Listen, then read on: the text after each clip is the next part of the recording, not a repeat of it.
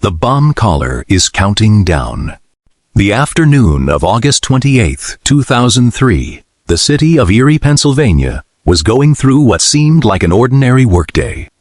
Cars moved along familiar streets, and businesses were open as usual. No one knew that, in less than an hour, the United States would witness one of the strangest and most controversial criminal cases in modern history. Even today, after years of FBI investigation, people continue to debate the case's most important question. Was the man at the center of it all a victim or an accomplice? At around 2 p.m., a middle-aged man walked into the PNC Bank branch on Peach Street. He was wearing a white t-shirt beneath a plaid button-up shirt, a baseball cap, and a pair of thick glasses. He looked no different from the hundreds of customers who entered the bank every day. His name was Brian Douglas Wells. No one inside the bank knew that hidden beneath Brian's shirt was a metal device tightly fastened around his neck. A large steel collar secured with multiple bolts. Attached to the front was a bulky metal box covered with wires, padlocks, and a countdown timer. At first glance, it looked like a movie prop. It was so bizarre, so conspicuous, that it was hard to believe it could possibly be a real bomb. Brian walked calmly to the teller's counter. He didn't shout. He didn't threaten anyone. He never waved a gun. Instead, he quietly placed a pre-written note on the counter. The note demanded that the teller hand over as much cash as the bank could immediately provide. The teller looked up at the man standing before her, then down at the strange device wrapped around his neck. In an instant, the atmosphere inside the bank changed. No one knew whether they were witnessing a prank, a bank robbery, or a kidnapping in progress. Following security procedures, the bank staff quickly gathered all the cash they could access from the teller stations. The total came to only about $8,700, far less than the amount demanded in the note. Brian took the bag of money, turned around, and walked out of the bank. The entire robbery lasted only a matter of minutes. But what happened next is what turned this case into one of the most extraordinary criminal mysteries in American history.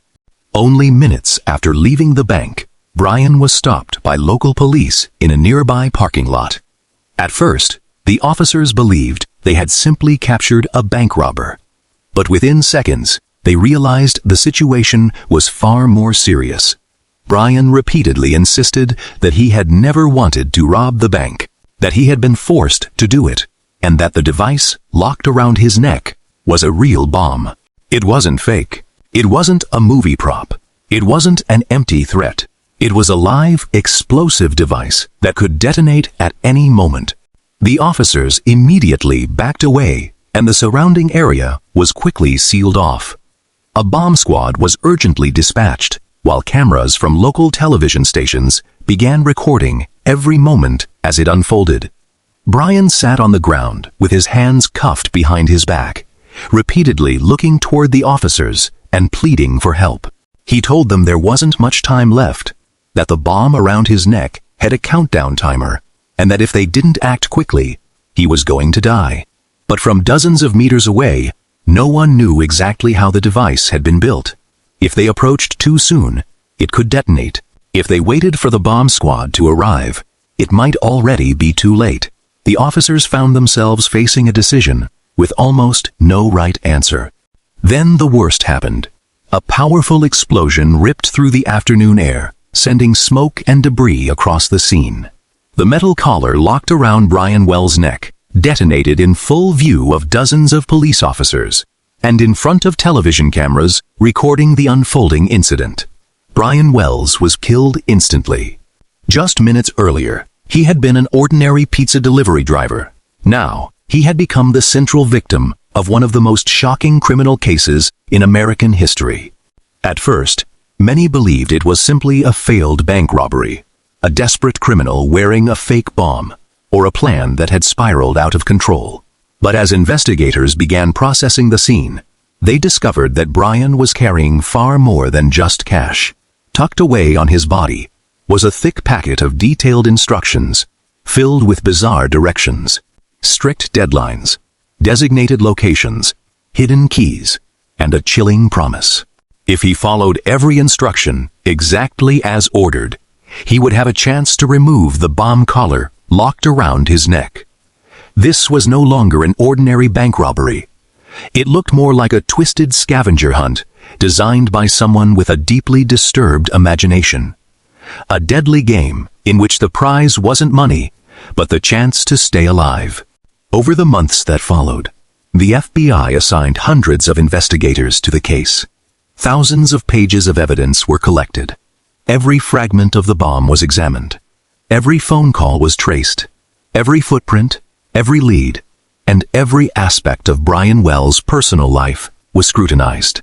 Yet the deeper the investigation went, the stranger the story became. Behind the death of the pizza delivery driver emerged a woman with an exceptionally high IQ who suffered from serious mental illness, a body hidden inside a freezer, a scheme centered on inheritance, conflicting witness statements, and a web of conspiracies so complex that it took FBI agents years to piece it all together. Today, the official investigation has long been closed, and those identified as the masterminds have faced justice. Yet one question continues to divide investigators, journalists, and the public alike. Was Brian Wells truly an innocent victim who was forced into the plot until the very end? Or did he willingly step into a plan he never fully understood, only to become its very first casualty? To find the answer, we have to go back to a time long before the terrifying explosion on that August afternoon, back to the man known as Brian Douglas Wells. Who was Brian Wells? If you only looked at the final images of Brian Wells, it would be easy to assume he was nothing more than a bank robber. A man who walked into a bank with a bomb locked around his neck, handed over a demand note, and was killed shortly after being taken into police custody. But as investigators began looking into the man behind those headlines, they realized something unexpected. Brian Wells didn't fit the profile of the criminals they were used to dealing with. And that, more than anything else, made the entire case deeply puzzling from the very beginning. Brian Douglas Wells was born on November 15, 1956, and spent nearly his entire life in Erie, Pennsylvania, an industrial city on the southern shore of Lake Erie in northwestern Pennsylvania. It wasn't a bustling metropolis or a glamorous place. Most residents earned a living through factory work, service jobs, or small local businesses. Brian never became well known. He was never wealthy, nor was he someone who frequently found himself in trouble with the law. To his neighbors, he was simply a quiet, somewhat eccentric man, unusual at times perhaps, but never someone they considered dangerous. For many years, Brian worked as a delivery driver for Mamma Mia's Pizzeria, a local pizza shop in Erie. His job was simple: take an order, drive to the customer's address, collect the payment, and return to the restaurant to wait for the next delivery. He had been doing the job for so long that he became a familiar face to many of the shop's regular customers.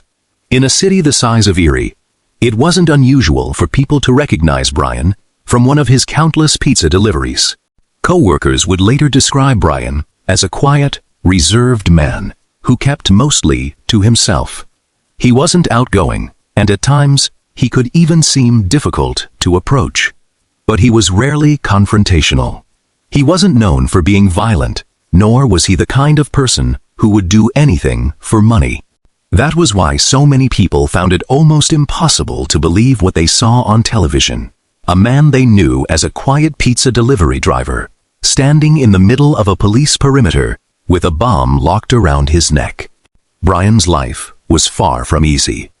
A pizza delivery driver's wages were modest, and he lived a simple, unremarkable life. He owned no significant assets and had never built a successful career.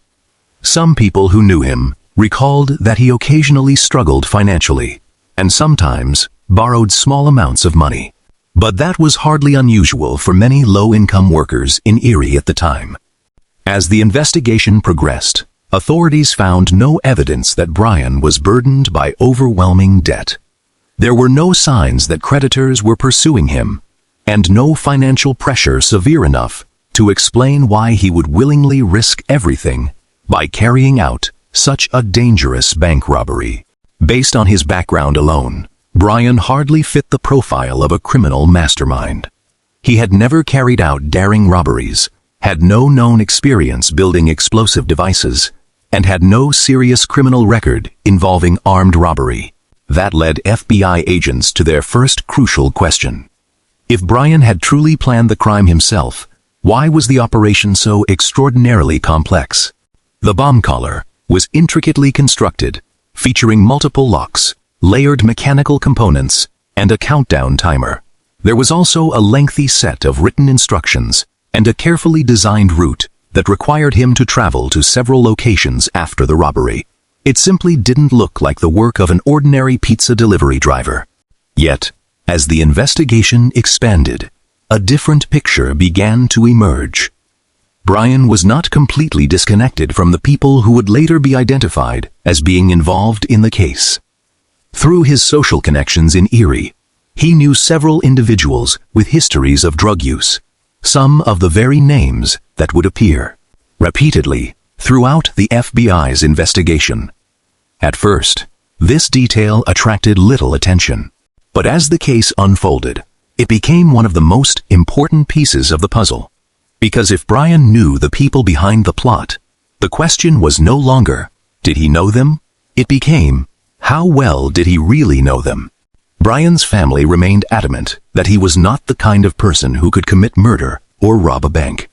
They described him as gentle, trusting, and at times, almost too willing to believe other people.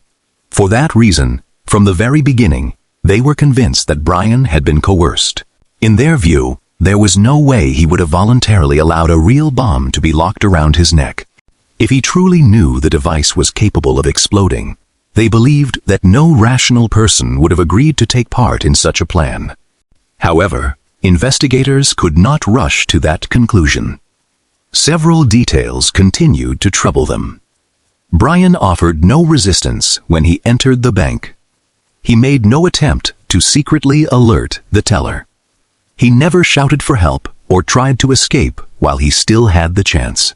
Even after leaving the bank, he continued following the instructions he had been carrying. Was that the behavior of a man acting entirely under coercion? Or was it the behavior of someone who genuinely believed that if he followed the plan exactly as instructed, he would survive? That became the central divide in the investigation. One side believed Brian was nothing more than a victim. The other argued that he had willingly agreed to take part in the robbery, but had no idea that the people behind the plot never intended to let him survive. If that second theory was true, then Brian was neither completely innocent nor the mastermind of the crime. He was simply a pawn chosen from the very beginning to be sacrificed. To this day, no one can ask Brian Wells what truly happened. The only person who knew exactly what took place in the moments before he walked into the bank died that afternoon in the parking lot. And to understand how an ordinary pizza delivery driver ended up wearing a bomb locked around his neck, we have to go back just a few hours before the robbery, when the phone rang at Mamma Mia's pizzeria. It seemed like an ordinary pizza order. In reality, it was the phone call that set the entire tragedy in motion. The strange pizza delivery call. On the morning of August 28, 2003, there was no sign that Brian Wells was about to become the central figure in a case that would shock the United States. At Mamma Mia's pizzeria in Erie, Pennsylvania, everything seemed perfectly ordinary. The phones rang constantly. Employees took orders. Cooks prepared pizzas. And delivery drivers came and went, bringing food to customers across the city. It was just another routine workday, until a phone call came into the restaurant. It appeared to be nothing more than an ordinary pizza order. But years later, the FBI would come to believe that this was the very moment the plan was set into motion. The order was placed for a location well outside the city center, near the base of the WSEE-TV transmission tower on Peach Street Extension. It wasn't a densely populated neighborhood or a commercial district. Instead, it was a relatively isolated area, surrounded by open fields, vacant lots, and quiet roads with very little traffic.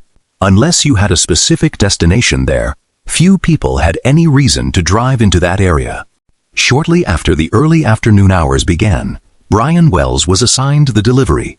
He loaded the pizza boxes into his car and drove away from the restaurant, just as he had done hundreds of times before. To his coworkers, it was simply another routine delivery. None of them had any reason to believe that it would be the last time they would ever see Brian alive.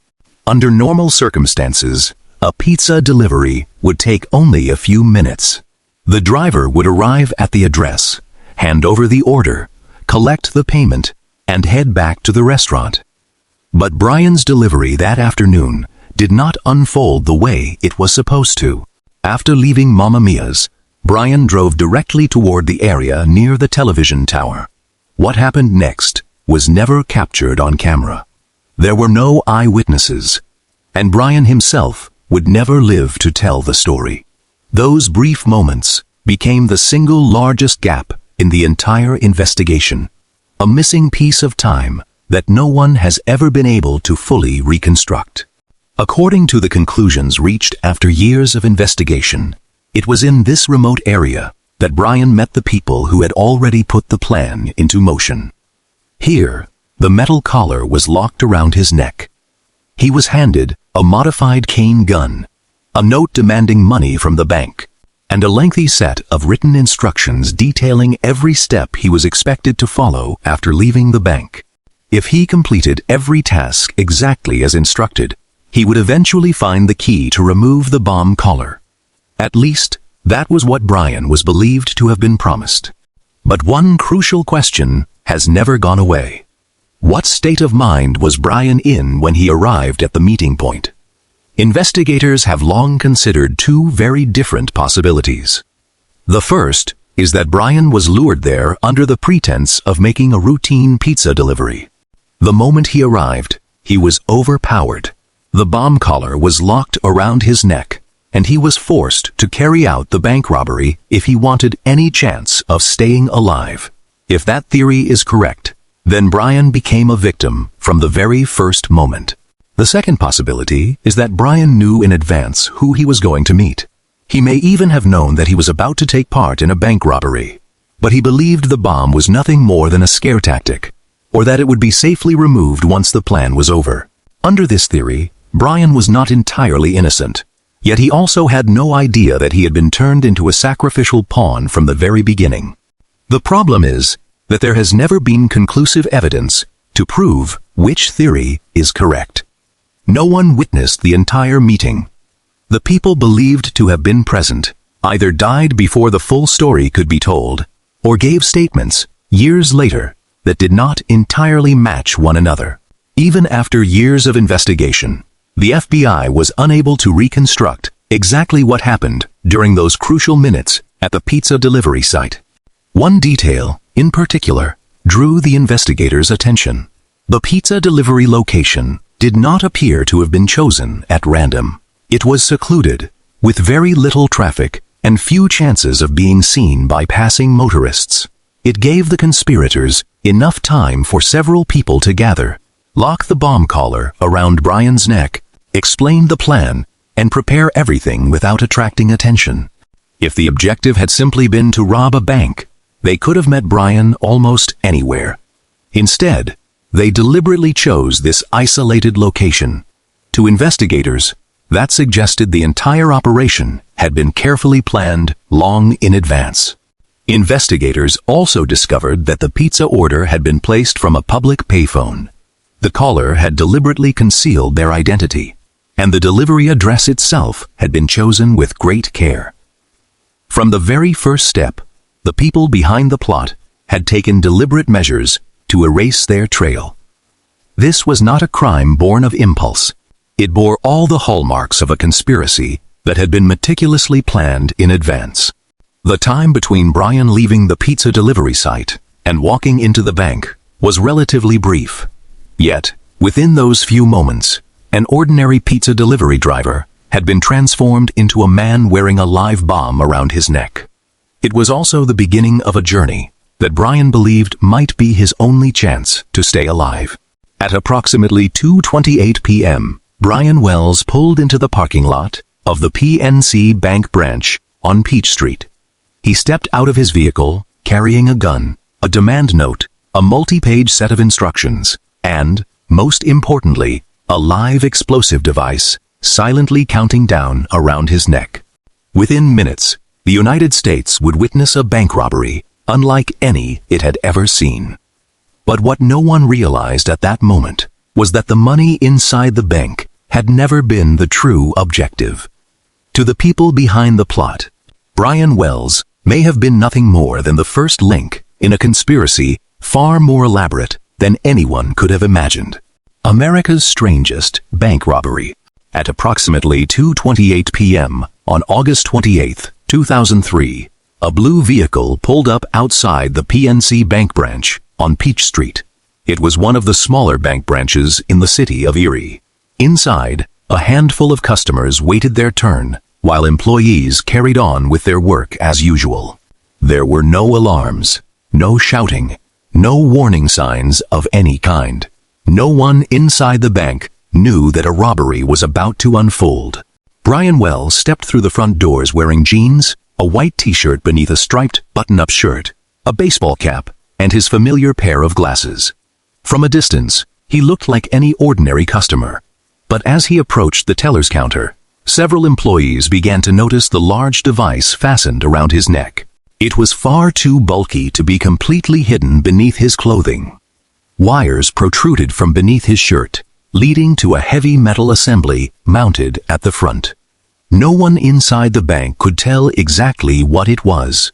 Brian did not draw his gun immediately, nor did he shout for everyone to get down on the floor. Unlike the dramatic bank robberies often seen on television, he quietly reached into his pocket, removed a folded note, placed it on the counter, and gestured for the female teller to read it. The moment she unfolded the paper, she realized this was a robbery. The note stated that the man standing before her was wearing a bomb and demanded that she hand over all the cash she could immediately access. If she resisted, delayed, or triggered an alarm, the bomb could explode. One detail, however, would later draw the investigators' attention. The demand note instructed the teller to hand over $250,000 in cash, a sum that a small neighborhood bank branch could never have provided on the spot. This led the FBI to believe that the people behind the plot either had little understanding of how banks actually operated, or they simply didn't care whether Brian obtained the full amount. It seemed like a minor detail at the time, but it would later become one of the strongest indications that money may never have been the true objective of the plan. The teller did her best to remain calm. Following standard bank robbery procedures, she quickly gathered all the cash that was immediately available from the teller drawers.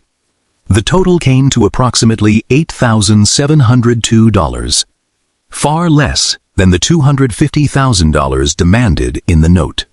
Brian did not argue. He did not demand access to the vault, take any hostages, or insist on receiving more money.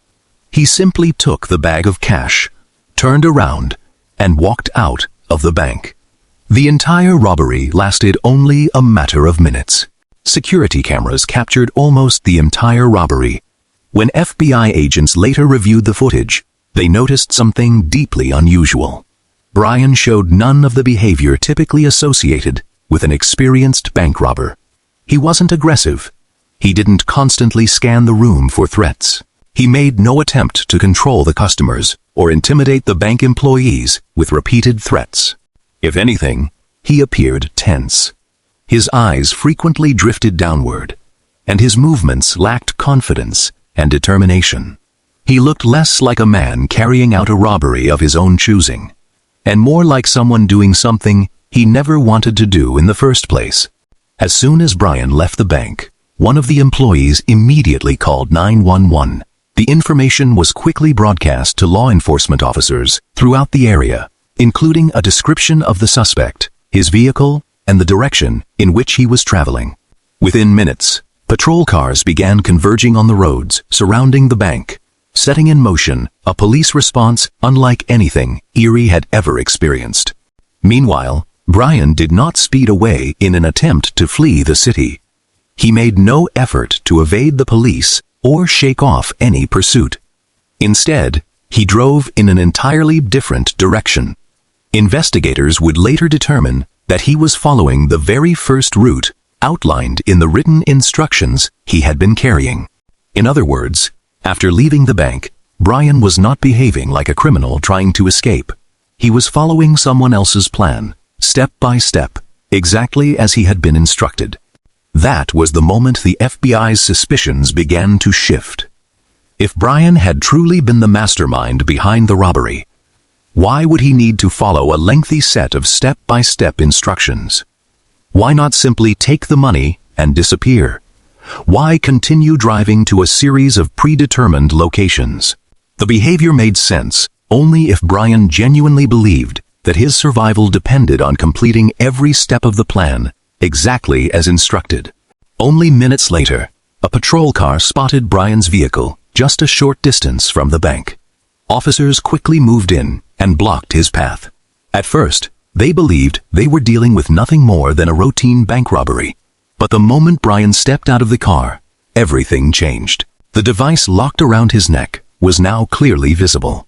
Almost immediately, Brian told the officers, "It's a real bomb." He insisted that he didn't have much time, that someone had forced him to carry out the robbery, and that unless the collar was removed, he was going to die. At first, some of the officers remained skeptical. In the past, bank robbers had used fake bombs to intimidate employees, so no one wanted to jump to conclusions. But the more closely they examined the device, the more they realized it was unlike anything they had ever encountered. It had been constructed with remarkable complexity, featuring multiple layers of metal, several locking mechanisms, numerous wires, and what appeared to be a functioning countdown timer. Even if it had been a fake, it was an extraordinarily sophisticated one. The police immediately changed their approach. The surrounding area was sealed off. Nearby civilians were ordered to keep their distance, and the bomb squad was dispatched on an emergency call. No one viewed Brian Wells as merely a bank robbery suspect anymore. In that moment, he was still a suspect, but he might also have been the first victim of a conspiracy that law enforcement had only just begun to uncover. As more and more patrol cars arrived at the scene, no one realized that the timer attached to Brian Wells' neck was still silently counting down. Within minutes, a devastating explosion would tear through the afternoon air, transforming what had seemed like a straightforward bank robbery into one of the most complex and bizarre criminal investigations in FBI history. The bomb collar and the final minutes. When Brian Wells was stopped by police, the case still seemed remarkably straightforward. At least, that was what the responding officers believed at the time. They thought they were dealing with a bank robbery suspect whose vehicle had already been identified after a pursuit lasting only a few minutes. There had been no gunfire, no hostage situation, and nothing to suggest that this would be anything more than another routine bank robbery investigation. But within seconds, everything changed. As soon as the vehicle came to a stop, Brian offered no resistance. He stepped out of the car as instructed. The gun was taken from him, and his hands were cuffed behind his back. At first glance, the situation appeared to be completely under control. Then one of the officers moved closer and got a clear look at the metal device wrapped around Brian's neck. It wasn't a rope or an ordinary lock. It was a thick steel collar, secured with multiple bolts. Attached to the front was a box-like metal assembly connected to a maze of wires, padlocks, and mechanical components that no one could immediately identify. Brian looked directly at the officers. His voice was nothing like that of someone who had just robbed a bank. There was no excitement, no sense of triumph, only panic. He repeatedly told them, "It's a real bomb. They made me do this, Please help me." According to the officers at the scene, Brian warned them again and again that the device would explode. He insisted that there wasn't much time left and pleaded with them to remove the bomb as quickly as possible. At first, a few of the officers remained unconvinced. In previous bank robberies, criminals had used fake bombs to intimidate bank employees, so the tactic itself was nothing new. But the more closely they examined the device, the more uneasy they became. It was far too complex, far too sophisticated. It didn't look like something built merely to frighten people. Even if it turned out to be fake, someone had invested an extraordinary amount of time and effort into constructing it. The police immediately changed their response. The surrounding area was sealed off. Curious onlookers were ordered to move back, and patrol cars formed a security perimeter around the scene. Pennsylvania's bomb squad was dispatched on an emergency call, while the FBI was also notified that an extraordinary situation was unfolding. While waiting for the bomb squad to arrive, Brian remained seated on the ground, with his hands cuffed behind his back, the heavy metal collar still locked tightly around his neck. He constantly looked around, his expression reflecting both fear and desperation. According to several officers at the scene, Brian repeatedly asked, "How much longer until they get here?" He knew that with every passing minute, he was moving closer to death. The tragic irony was that the officers understood this as well. But they had almost no good options. If one of them approached Brian and the device exploded, it could kill not only Brian, but the officer as well. If they tried to remove the collar without understanding how it worked, they might accidentally trigger the bomb themselves. In that moment, the safety distance they were forced to keep became the thin line separating life from death. Meanwhile, camera crews from local television stations had arrived at the scene. From a safe distance, reporters recorded every moment as it unfolded. None of them realized that they were unknowingly capturing the final minutes of Brian Wells' life. It was one of those extraordinarily rare moments when an event of this magnitude unfolded, not in a movie, not in a dramatic reenactment, but in real life, right in front of the cameras. Time continued to slip away. Brian kept trying to speak with the officers, insisting that he had been forced to do it, that other people were watching him, and that he had only followed the instructions he had been given. But at that moment, no one knew how much of what he was saying could be believed. To the police, Brian was still the primary suspect in a bank robbery. At the same time, he might also have been the victim of a kidnapping.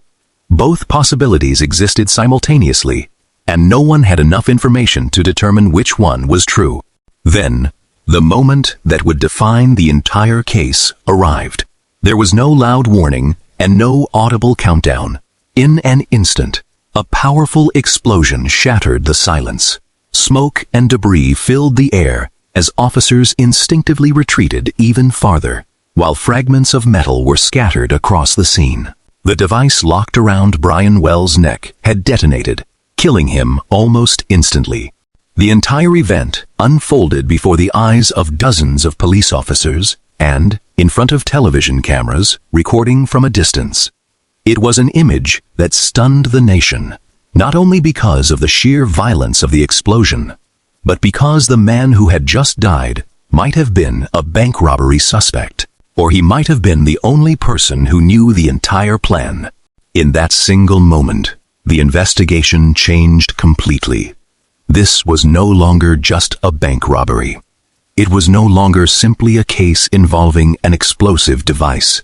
It had become a homicide investigation, filled with unanswered questions. Who built the bomb? Who locked it around Brian Wells' neck? Why did it detonate while police were still waiting for the bomb squad to arrive? And perhaps, most importantly, had the people behind the plot ever intended for Brian Wells to survive at all?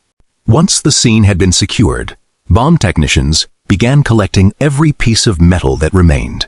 Every bolt, every length of wire, and every twisted fragment of steel was carefully catalogued and sent for forensic examination. It did not take investigators long to realize something deeply unsettling. This was not a crudely assembled device. It was a bomb engineered with a remarkable degree of planning and precision, featuring multiple locking mechanisms, layered safeguards, and a design so complex that removing it within a matter of minutes would have been nearly impossible. If that was true, then the people who built it had never intended it to serve merely as a threat. They had designed it with the expectation that it might actually be used. Yet, the most important discovery was not found on Brian's body.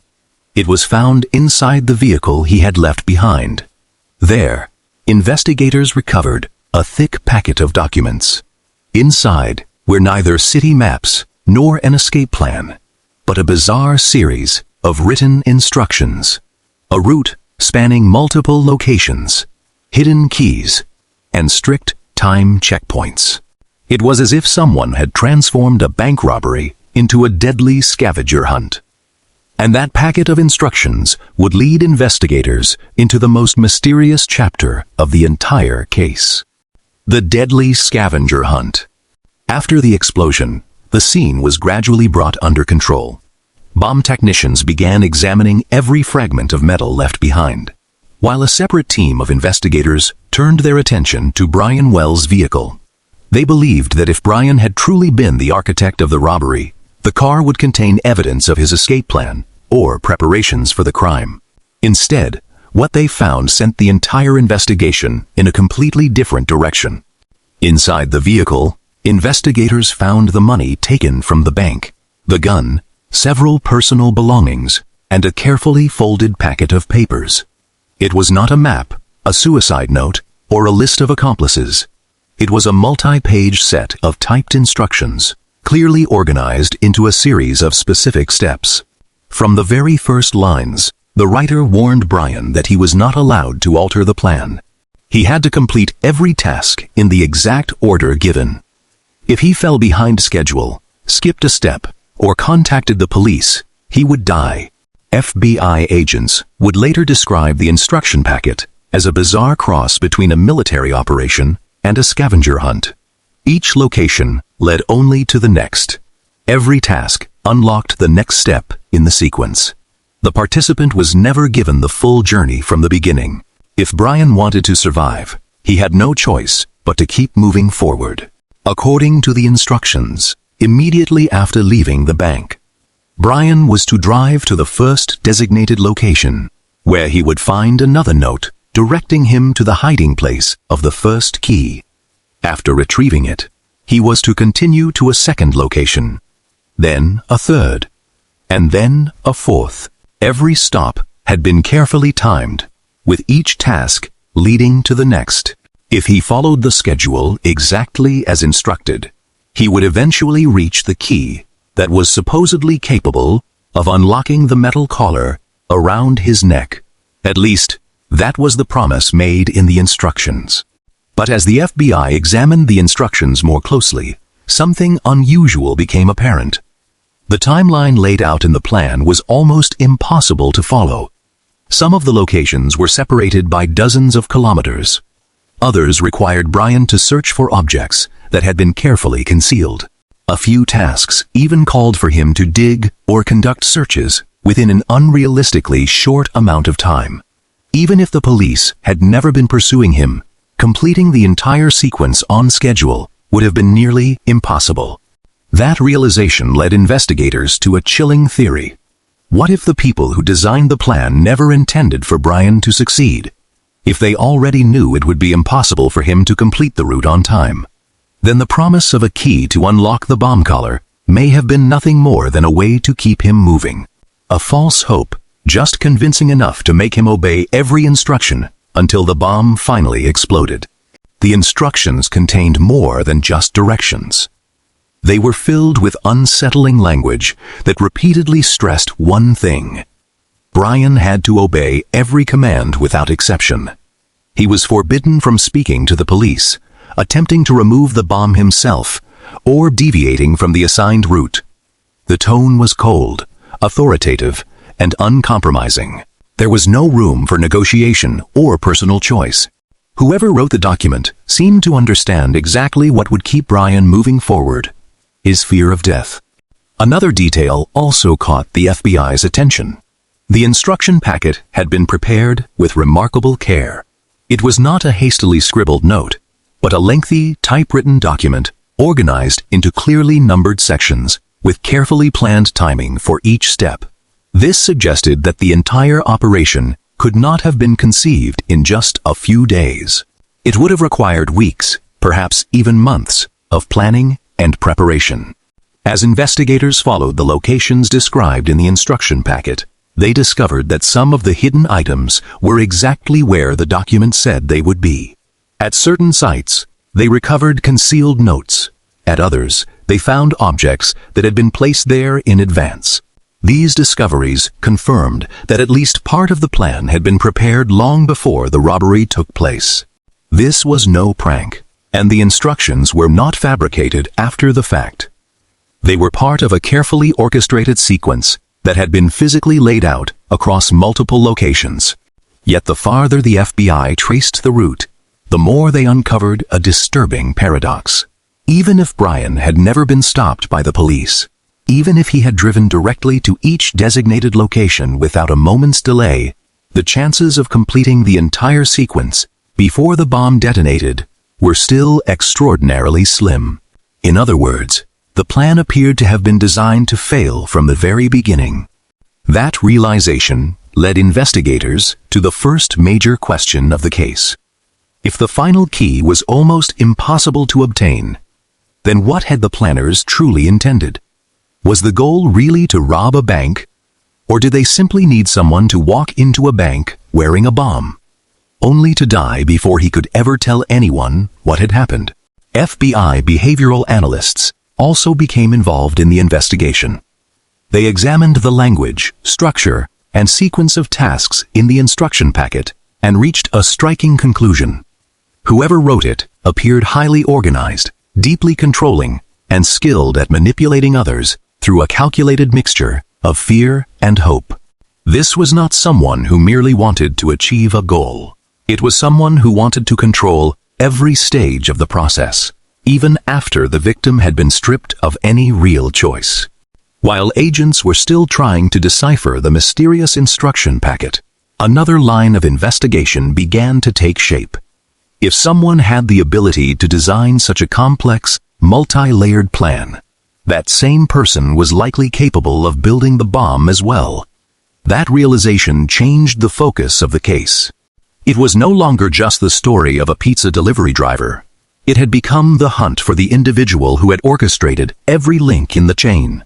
Someone who had spent months planning the operation before turning Brian Wells into the instrument that would carry it out. To identify that person, the FBI had to return to where it all began, the pizza order that sent Brian to the delivery site. From there, agents painstakingly followed every lead, no matter how small, in an effort to uncover who had laid the foundation for one of the most bizarre conspiracies in American history. The FBI enters the investigation. On the afternoon of August 28, 2003, only hours after Brian Wells was killed, the explosion scene was turned over to the Federal Bureau of Investigation, FBI. To the FBI, this was no longer simply a bank robbery or a case involving an explosive device. It had become an investigation with indications of domestic terrorism, premeditated murder, and an organized criminal conspiracy. From the very beginning, the agents understood that if they were going to identify the people responsible, they first had to answer three fundamental questions. Who built the bomb? Who locked it around Brian Wells' neck? And how much did Brian Wells actually know about the plan? The investigation began at the explosion scene itself. Bomb technicians overlooked nothing. They collected every fragment of metal, every length of wire, every bolt, and every piece of charred plastic. Even fragments measuring only a few millimeters across were carefully catalogued, assigned evidence numbers, and sent to the laboratory for forensic examination.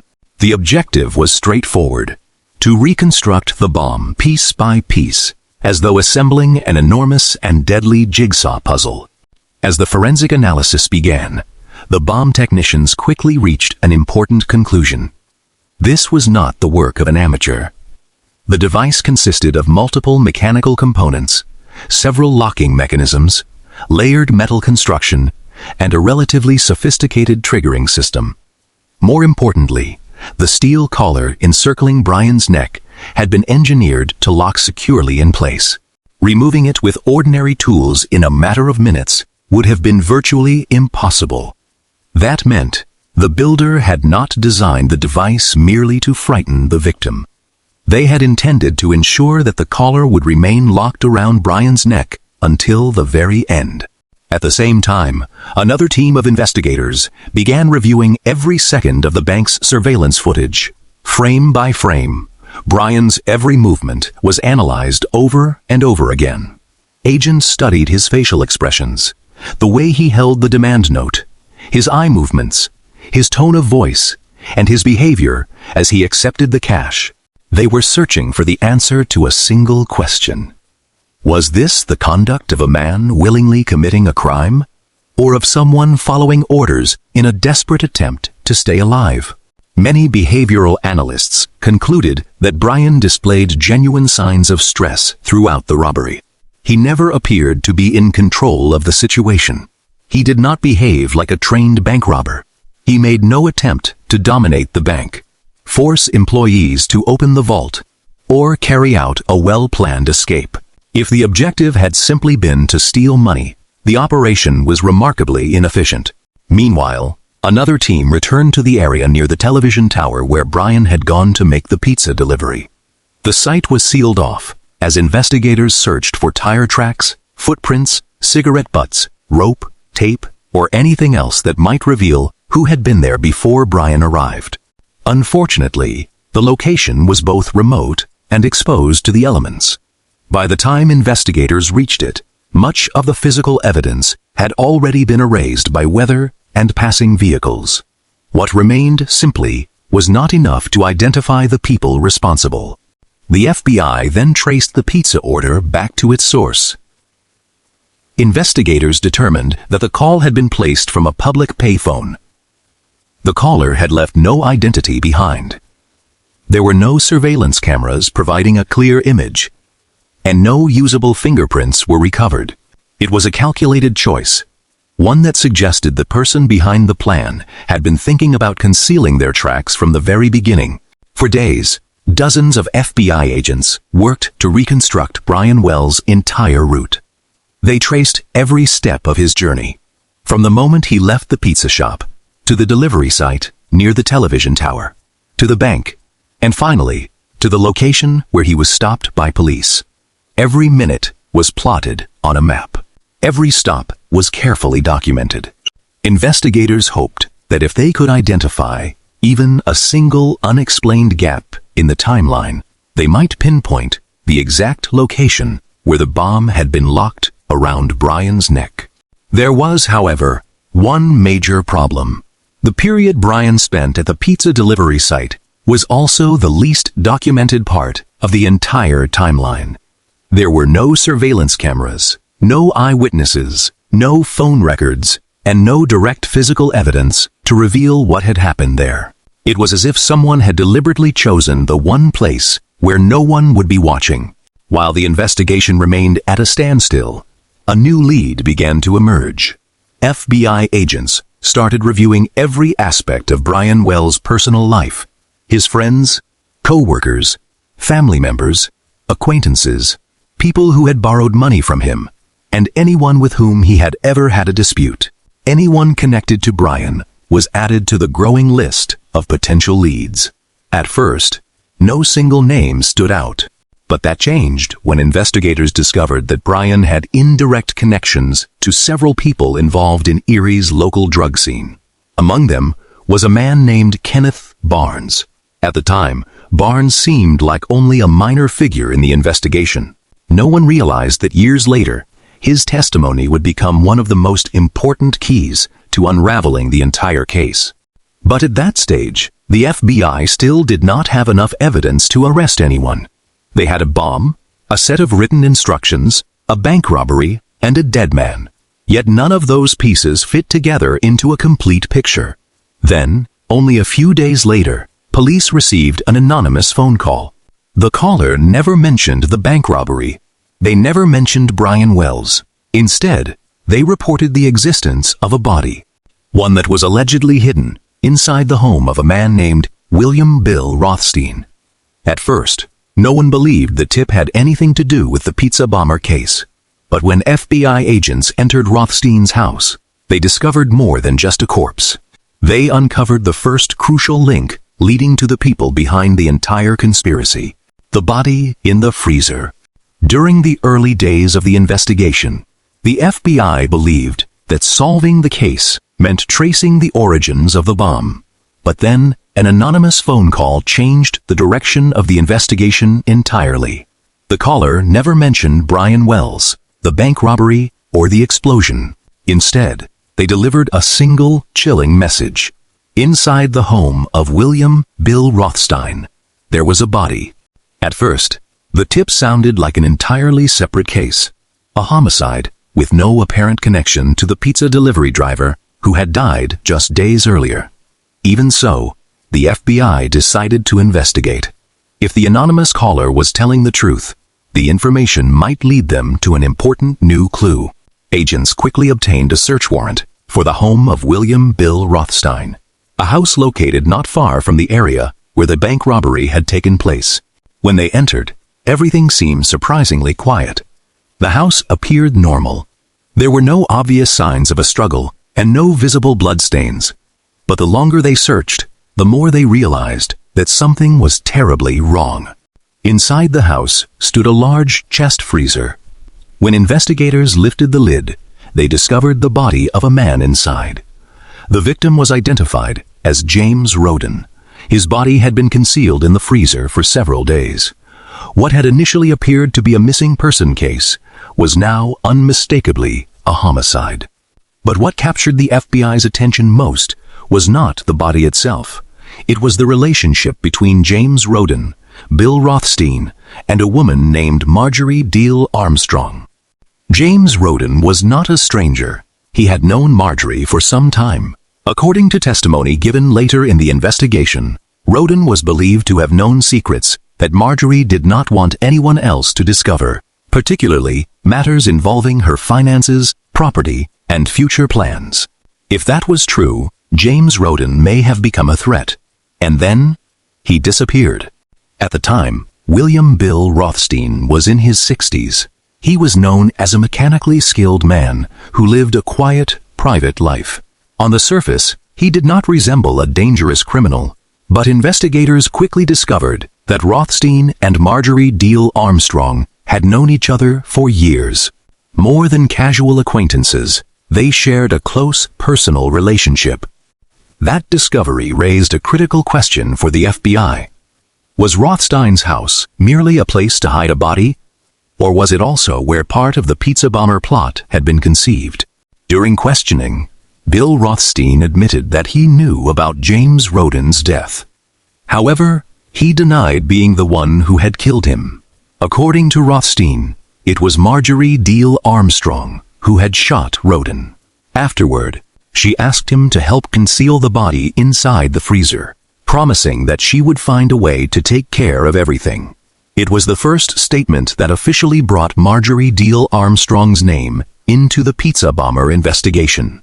The strange part was that, in those early days, the FBI still lacked enough evidence to conclude that Marjorie was connected to Brian Wells' death.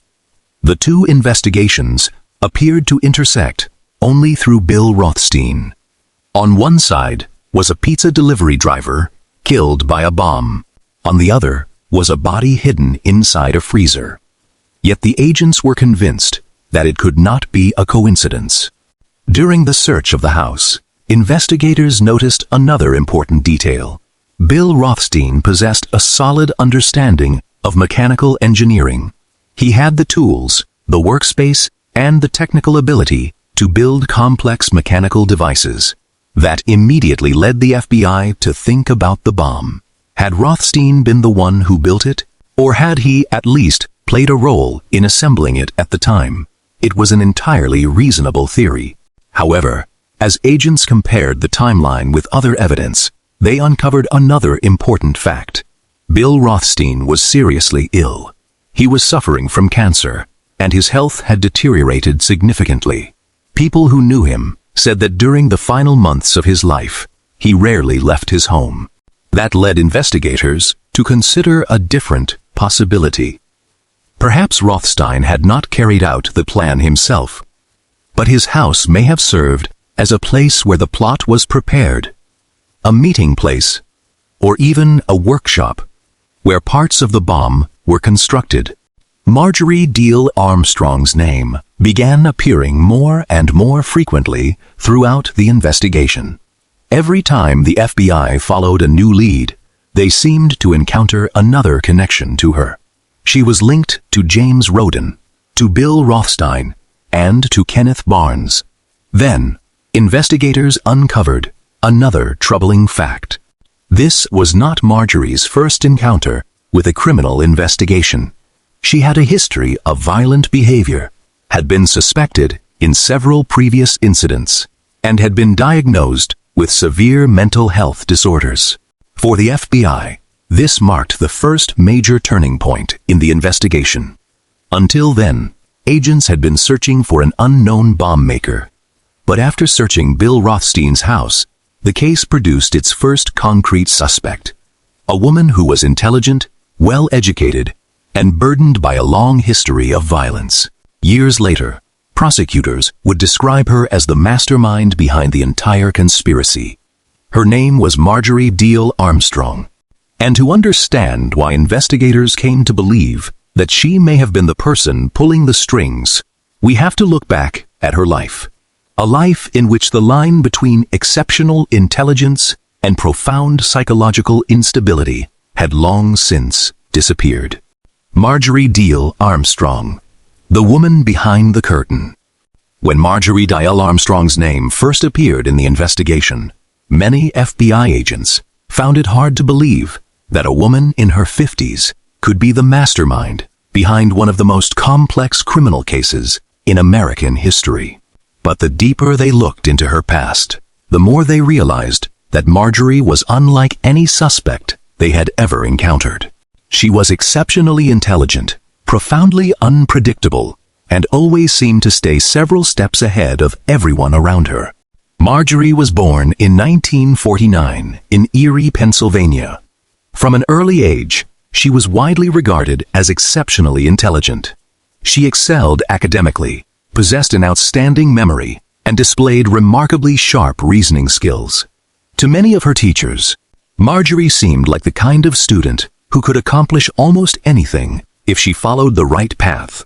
No one could have imagined that, decades later, her name would become forever linked to a criminal case that would keep the FBI investigating for years. As an adult, Marjorie attended college and developed a broad knowledge of many subjects.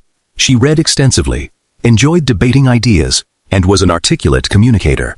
People who knew her often shared the same impression. Marjorie was exceptionally intelligent, but she also had a strong need to control those around her.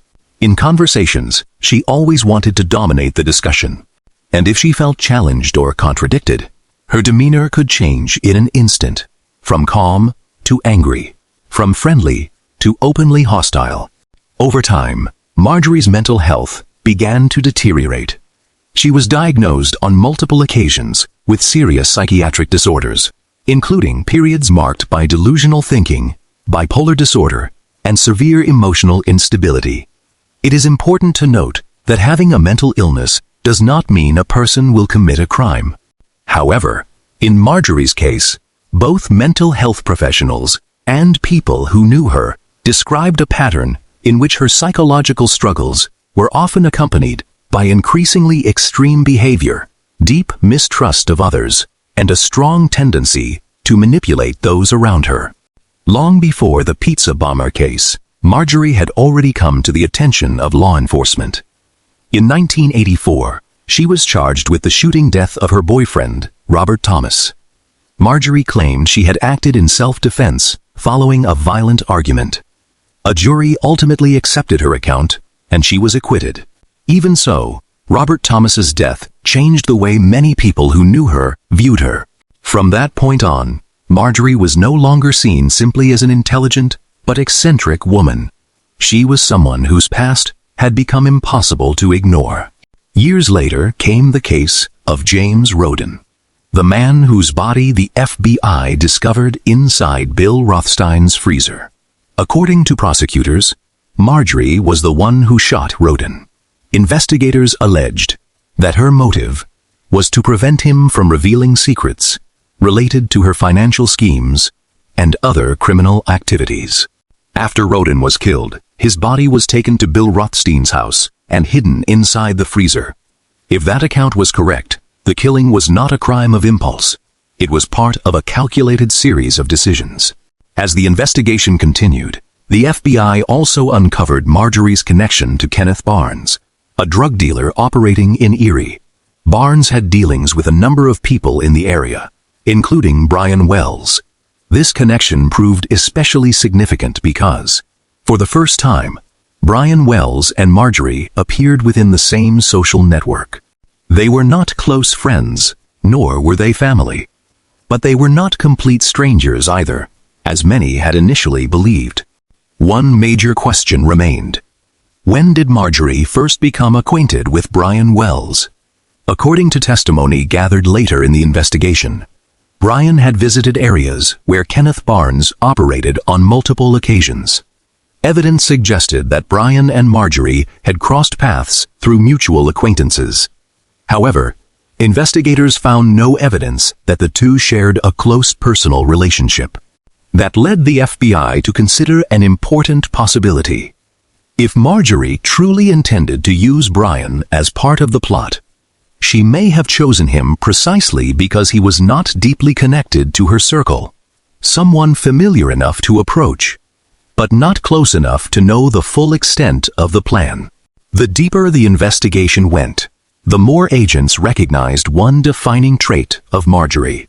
She was exceptionally skilled at manipulation. During interviews, she frequently changed her story. At times, she denied everything outright. Later, she would admit to certain details, only to shift the blame onto someone else. She could tell a remarkably convincing version of events, then, just hours later, offer a completely different account. As a result, separating fact from fiction became one of the greatest challenges facing investigators.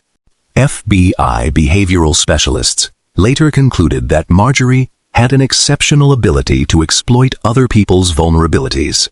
She seemed to know who needed money, who was easily persuaded, and who could be drawn into carrying out someone else's plan. According to their assessment, she was the kind of person who did not necessarily need to commit the crime herself. Instead, she preferred to influence others into doing it for her while keeping as much distance as possible from the criminal act itself. If the plan succeeded, she stood to benefit. If it failed, someone else would bear the consequences. But one major problem remained. Even if Marjorie had a motive, connections to key figures, and a history of violence, the FBI still lacked evidence proving that she was the person behind the pizza bomber plot. They needed something more concrete, a credible witness, a confession, or physical evidence linking Marjorie to both the bomb and the bank robbery. Then, after months of investigation, Kenneth Barnes began cooperating with authorities. What Barnes revealed fundamentally changed the FBI's understanding of the case. For the first time, investigators had what appeared to be a coherent account of how the plot had been conceived. According to the prosecution, the ultimate objective was never just the money stolen from the bank. It was something far more valuable: access to a much larger fortune.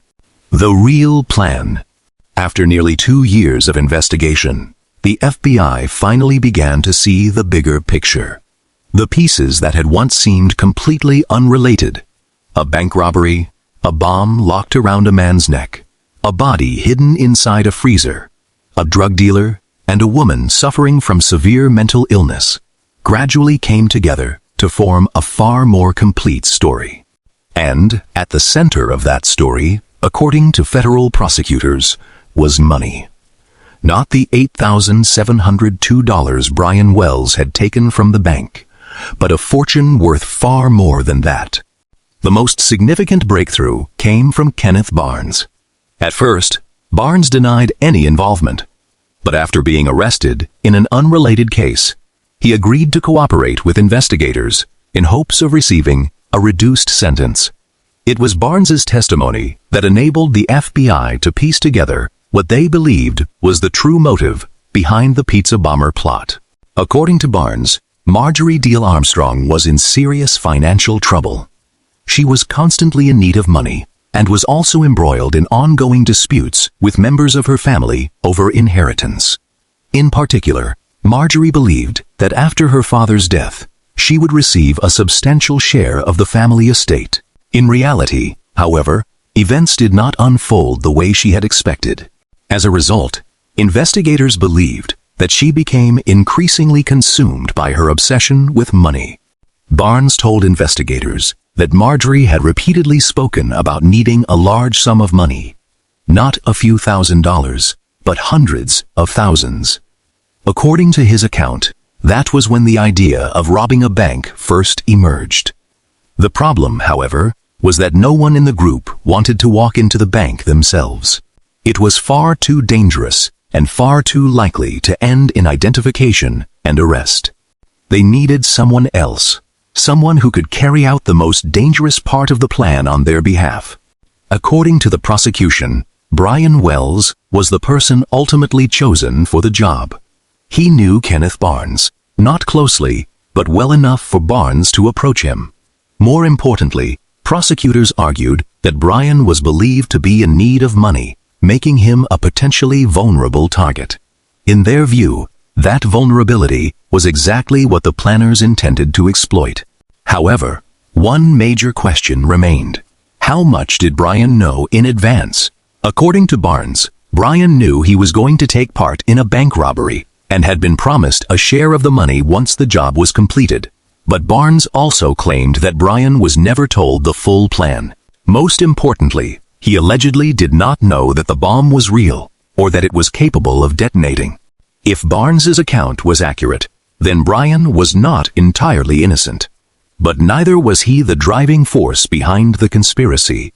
He knew only part of the plan, while the rest had been deliberately kept from him.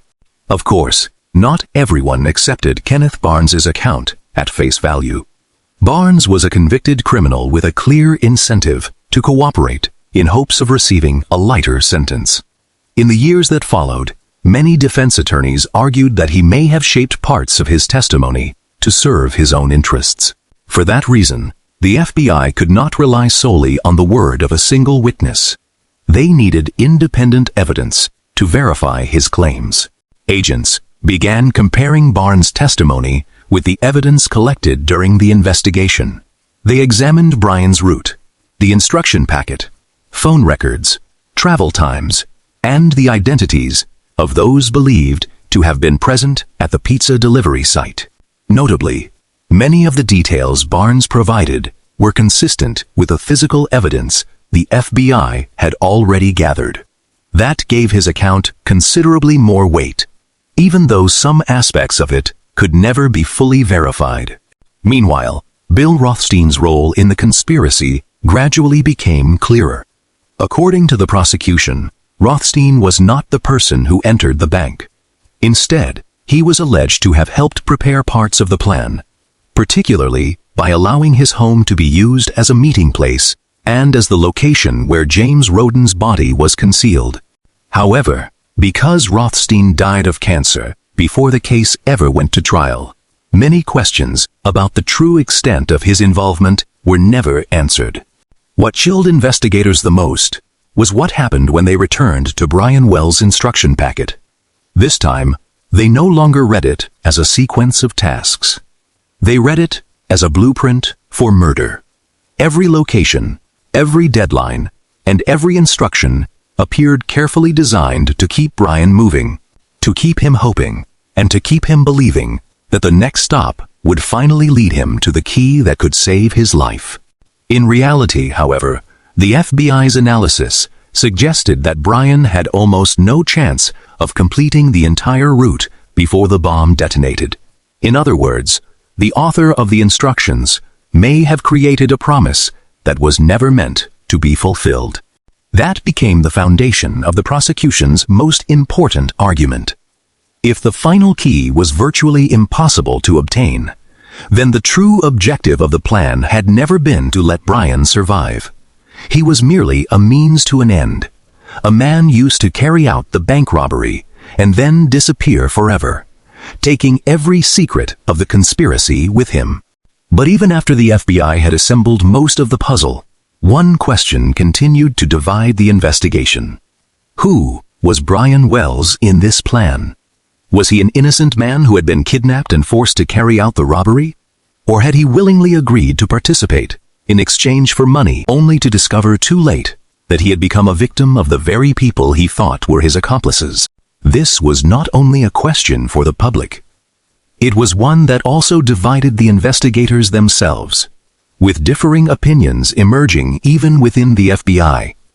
And that debate would become the central focus of the next chapter. Brian Wells, victim or accomplice?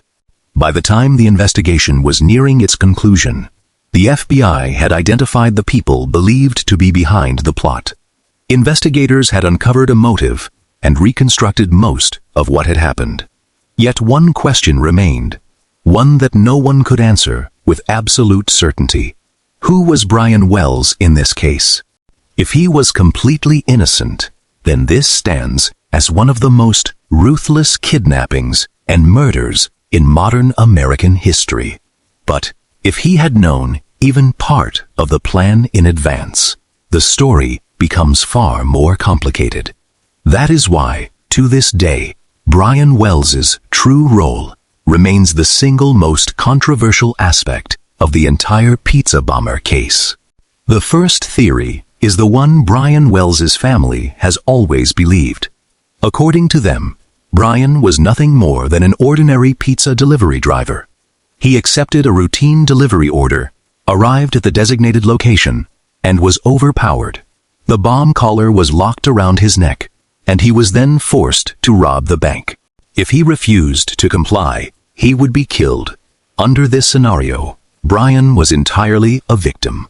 Every action he took afterward was driven by fear and a desperate instinct to survive. Brian's family repeatedly emphasized that he simply did not fit the profile of a bank robber. He had no history of bank robberies, no known expertise in building explosive devices, and no reason to voluntarily place a live bomb around his own neck. They also pointed to Brian's desperate pleas after he was stopped by police as what they believed was the clearest evidence of all. He repeatedly insisted that he had been forced into the robbery, begged the officers for help, and became increasingly terrified as each minute passed. If Brian had truly been the mastermind behind the plot, his family asked, why would he have reacted that way? Yet, the FBI did not fully accept that explanation. After years of investigation, agents uncovered several details that led them to believe Brian may have known more than his family realized. First, Brian had not been randomly abducted while driving around the city. According to the investigation, he voluntarily drove to the designated pizza delivery location, a meeting place that had been arranged in advance. If Brian truly knew nothing about what was about to happen, investigators asked, how could the people behind the plot have been so certain that he would arrive at exactly the right place and at exactly the right time? Second, Brian made no attempt to alert anyone inside the bank. He did not whisper to the teller, add a plea for help to the demand note, or try to send a secret signal. Instead, he followed the instructions almost exactly as they had been written. To some investigators, that suggested Brian may still have believed that if he carried out the plan as instructed, the bomb would be removed and he would receive the money he had been promised. Third, Brian's personal connections also raised important questions. During the investigation, the FBI determined that Brian was acquainted with Kenneth Barnes, who later admitted to playing a role in the plot. Although there was no evidence that Brian knew the full extent of the conspiracy, His connection to people involved in the scheme made it less likely that this had been a completely random kidnapping. Based on the evidence as a whole, the FBI arrived at what many have described as a middle ground conclusion. According to the investigation, Brian Wells most likely knew that he was going to participate in a bank robbery. However, investigators found no strong evidence that he knew the bomb was real or that it was intended to detonate. In other words, Brian may have agreed to take part because he believed it was a controlled robbery, a dangerous plan, certainly, but not a death sentence. If that assessment is correct, then Brian never realized that he was the only person in the conspiracy who would never have the chance to walk away. The prosecution argued that this conclusion was further supported by the multi-page instruction packet. If the real objective had been to help Brian survive, why was the route almost impossible to complete? Why was the timeline so unforgiving? Why were the designated locations so far apart? According to prosecutors, the people behind the plot needed Brian to believe that there was still hope.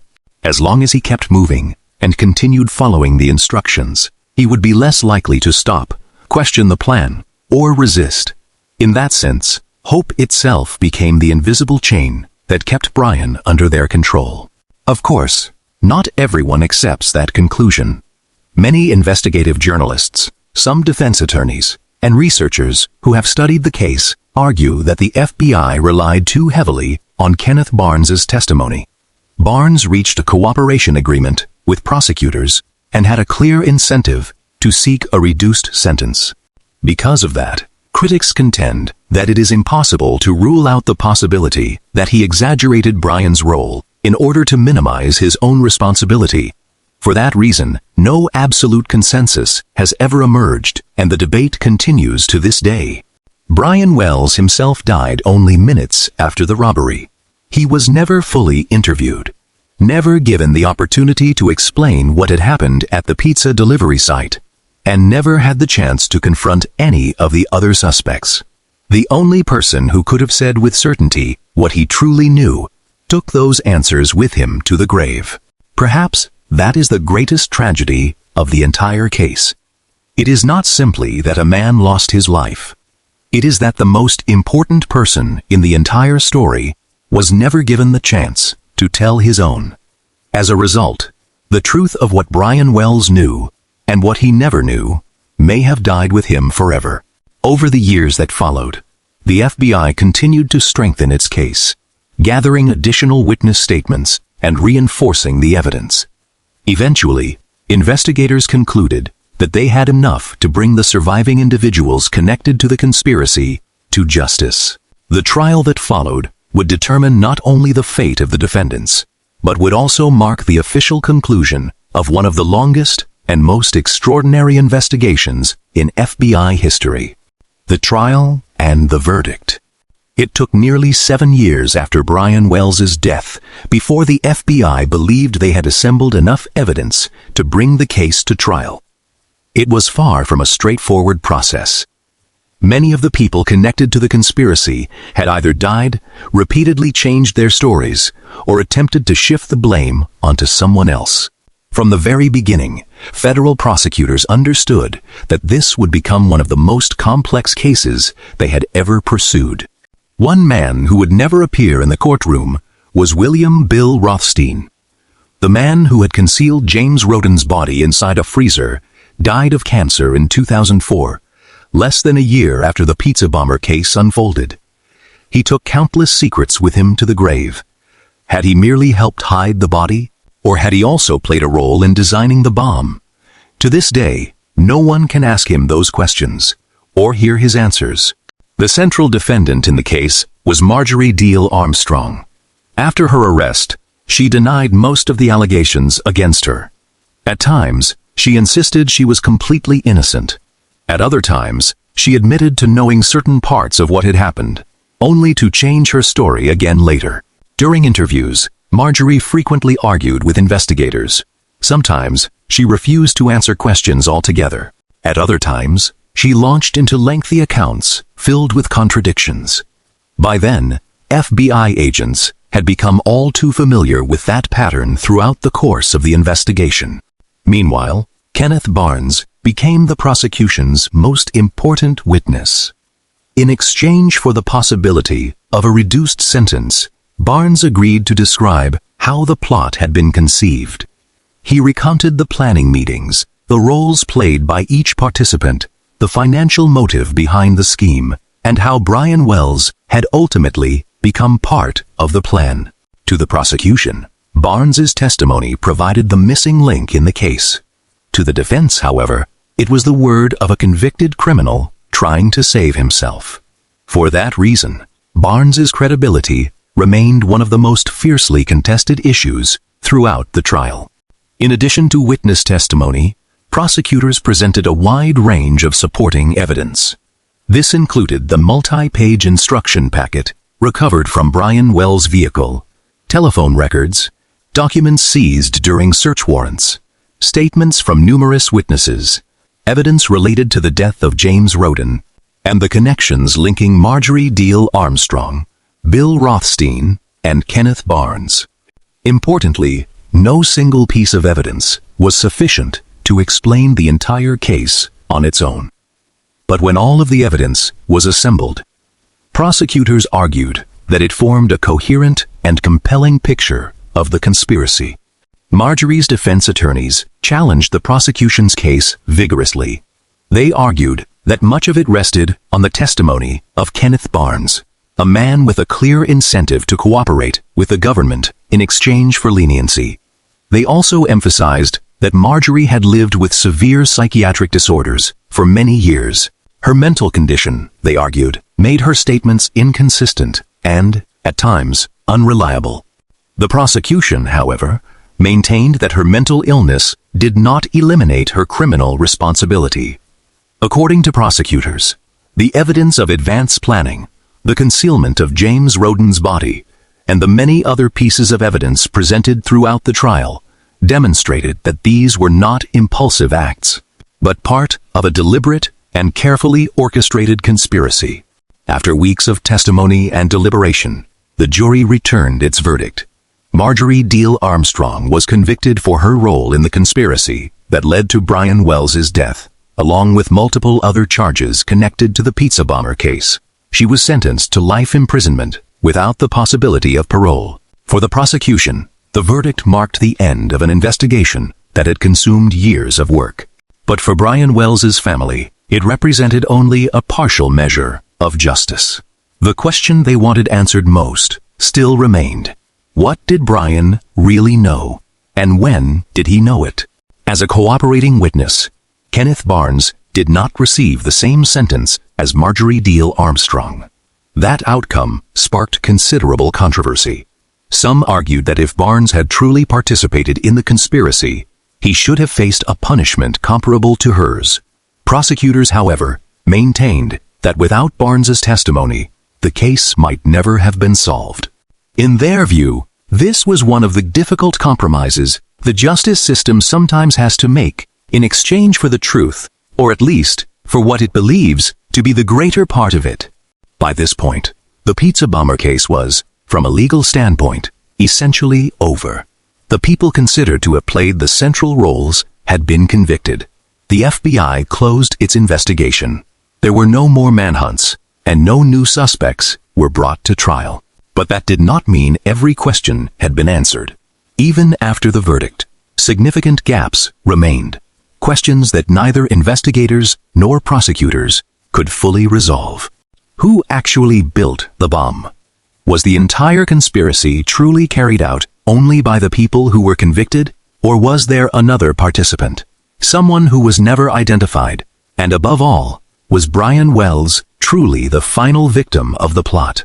Or had he, from the very beginning, willingly stepped into a game whose rules he never fully understood?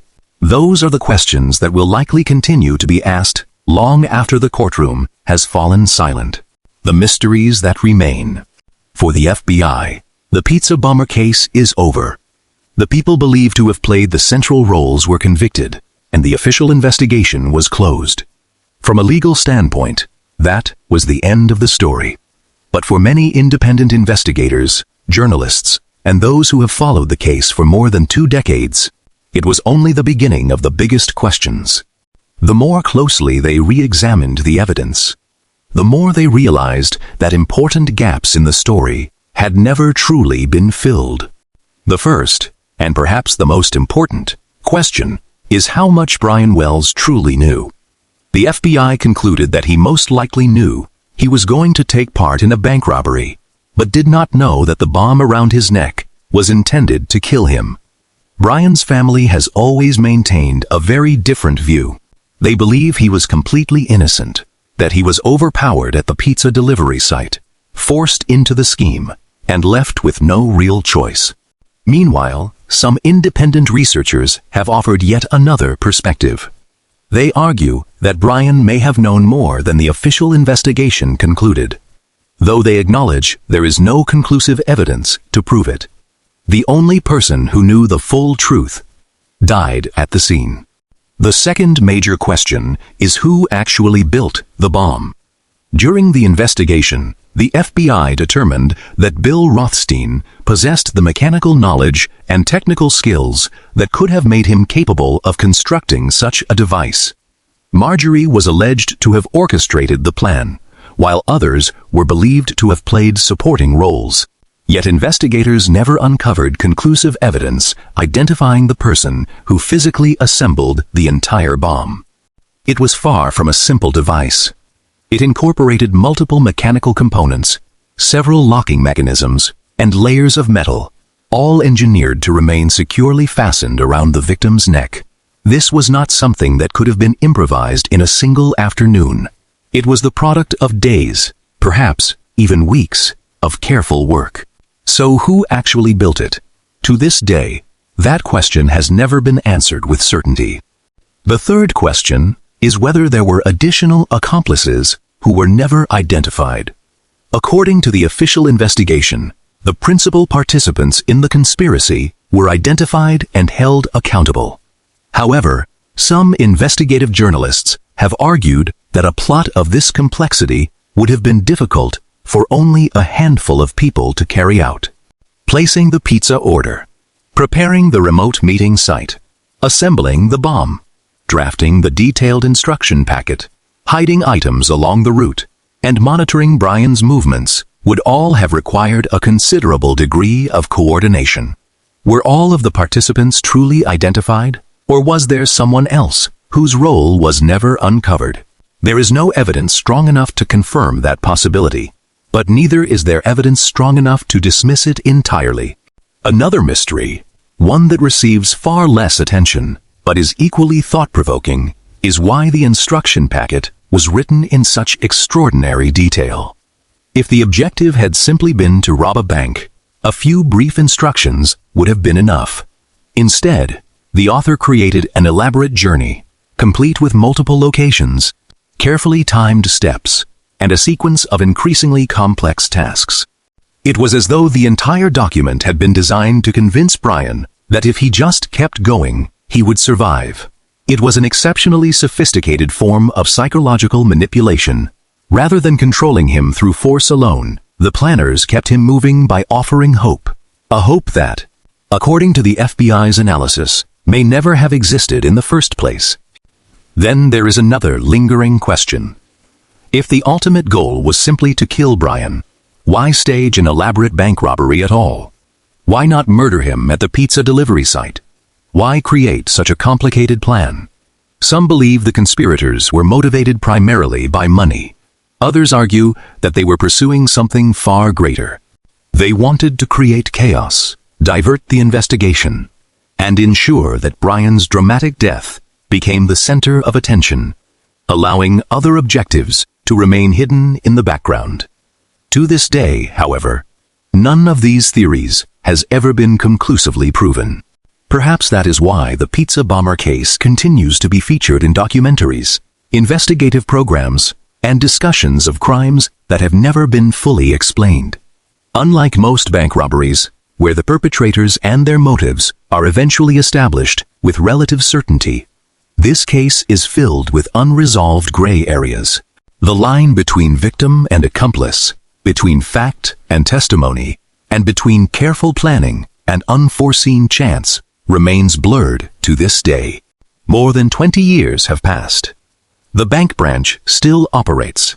The city of Erie has returned to its quiet routine. The people at the center of the case have either passed away or remain behind bars. The FBI's case file has long been closed. Yet, whenever people watch the footage from the afternoon of August 28, 2003, the image of Brian Wells sitting on the ground with a steel collar locked around his neck still carries the same unsettling power it did on that first day. We all know what is about to happen, but no one in that frame had the power to change what came next. Perhaps that is what truly makes the pizza bomber case one of the strangest criminal cases in American history. Not simply because of the bomb, not simply because of the bank robbery, but because, even today, the most important question has never received an answer that everyone can agree on. Was Brian Wells an innocent victim, or a man who willingly stepped into a criminal plot without ever realizing that he would become its first sacrifice?